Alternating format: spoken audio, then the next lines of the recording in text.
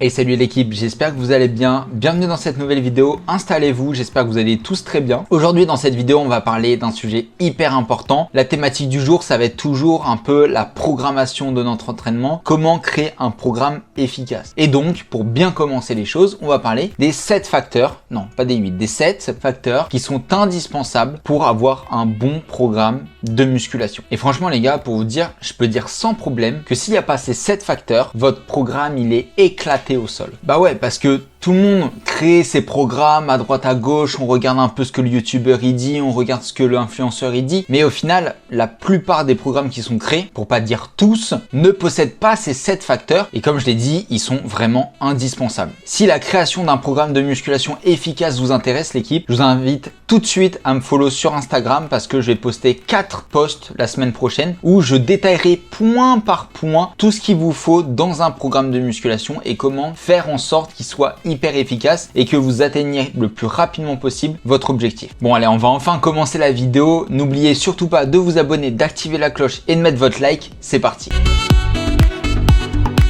Comme j'ai déjà dit, il y a 7 facteurs à intégrer dans un programme de musculation. Pas un de moins, pas un de plus, juste 7. Et ce qui est trop bien avec ces 7 facteurs, c'est que ça permet de voir directement au premier coup d'œil si un programme de musculation est correct ou non. S'il n'y a pas les 7 facteurs, ou si on a 8, 9, 10, peu importe, hein, les gens inventent des choses de nos jours, donc pourquoi pas plus, c'est qu'il est nul. Alors petit disclaimer, dans cette vidéo, je ne vais pas préciser chaque facteur, les expliquer en détail, point par point, parce que sinon la vidéo, elle prendrait 1 heure. Alors sauf si vous voulez des vidéos d'1 heure, dites-le moi en commentaire et je refais la même vidéo mais en détaillant chaque point à l'extrême, mais je pense pas que vous vouliez des vidéos d'1 heure. Sinon ce qu'on peut faire c'est en commentaire vous me dites le facteur, donc à la fin de la vidéo bien sûr, vous me dites le facteur que vous voulez que je détaille, celui qui vous intéresse le plus et je le détaillerai dans une vraie vidéo YouTube qui durera approximativement 10 minutes et dedans je vous expliquerai tout en détail. Bon, l'intro elle était vraiment un peu longue, maintenant on commence vraiment la vidéo avec le premier facteur.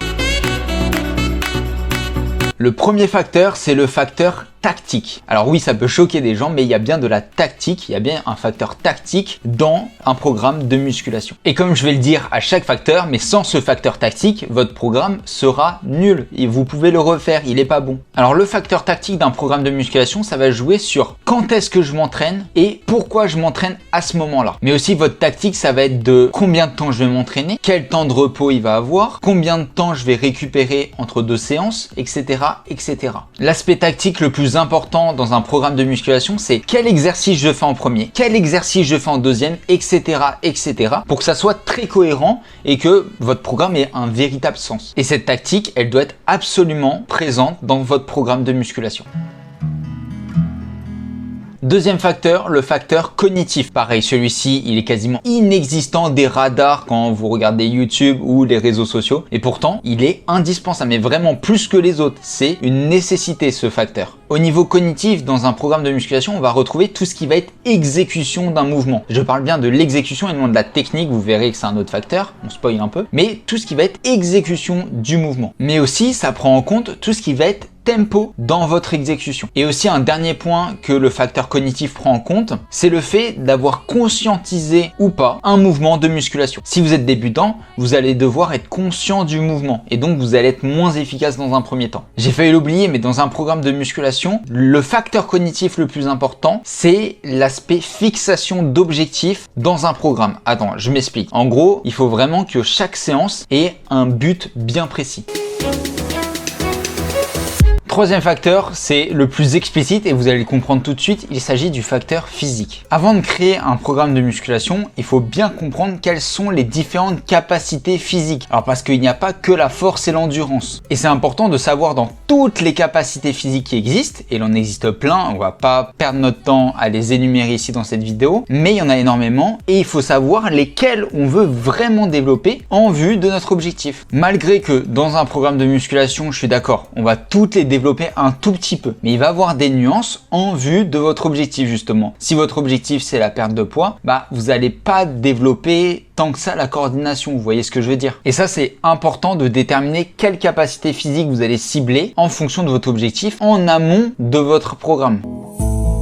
Jump into the Le quatrième facteur, c'est le facteur technique. Comme dans tous les sports, et en musculation aussi, il y a de la technique. En musculation, la technique elle va être principalement là pour apporter de la sécurité dans notre exécution et surtout, la technique va nous permettre de recruter correctement les fibres qu'on a envie de cibler. Si votre technique elle est pas bonne, vous risquez de solliciter des fibres que vous vouliez pas au début. Cinquième facteur, c'est le facteur social. Vous devez vous demander qui est-ce qui vous entoure dans le domaine de la musculation. Est-ce que vous avez des partenaires d'entraînement? Est-ce qu'il y a des gens qui s'entraînent avec vous régulièrement ou vous vous entraînez tout seul? Est-ce que vous avez une personne qui vous accompagne dans cette activité? Vous avez un coach peut-être à distance? Si c'est un coach à distance, j'espère que c'est moi les gars. Et est-ce que votre famille est au courant de votre objectif, votre programme d'entraînement, etc., etc. Sixième facteur, sous-coté de ouf et très peu présent dans les programmes de musculation, mais c'est les facteurs psychologiques. Dans un programme de musculation et dans tous les sports, sans exception, il y a forcément des facteurs psychologiques qui vont entrer en jeu et la muscu ne fait pas exception à la règle. Ne sous-estimez vraiment pas ce facteur parce qu'il est indispensable à l'atteinte de vos objectifs. Les facteurs santé en musculation sont très présents, que ça soit les compléments alimentaires, que ça soit votre sommeil, votre alimentation, il y en a énormément. N'oubliez pas de me dire en commentaire s'il y a un des facteurs que vous voulez absolument que je détaille en précision sur ma chaîne YouTube. Si la vidéo vous a plu, n'oubliez pas comme d'habitude de lâcher votre like, de vous abonner et d'activer la cloche. Demain à 19 h, il y a une nouvelle vidéo et nous on se retrouve du coup demain. Ciao!